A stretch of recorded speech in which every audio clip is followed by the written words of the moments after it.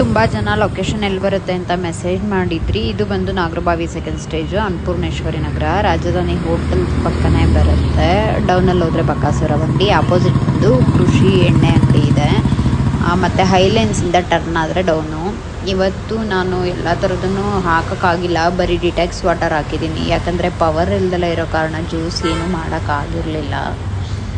So customer ಎಲ್ಲ ಕೇಳ್ತಾಯಿದ್ರು ಬೆಳಗ್ಗೆಯಿಂದ ಬಂದು.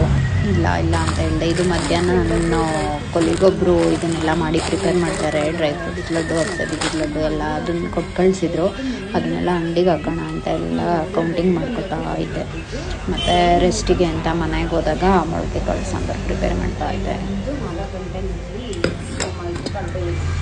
ಸಾಂಬಾರು ಮಾಡೋಣ ಅಂತ ಹೇಳ್ಬಿಟ್ಟು ಮೊಳಕೆ ಕಾಳು ಸಾಂಬಾರು ಆದರೆ ಸ್ವಲ್ಪ ನೈಟ್ ಬರೀ ಮುದ್ದೆ ಮಾಡ್ಕೊಂಡು ಸರಿ ಹೋಗ್ಬಿಡುತ್ತೆ ಅಂತ ಹೇಳ್ಬಿಟ್ಟು ಕಸ್ಟಮರ್ ಒಬ್ಬರು ಕುಕುಂಬರ್ ಬೋಟ್ ಮಸಾಲ ಕೊಡಿ ಅಂತಂದರು, ಮಾಡಿಕೊಟ್ಟೆ. ತುಂಬ ಅಂದರೆ ತುಂಬಾ ಇಷ್ಟಪಟ್ಟರು. ಮತ್ತು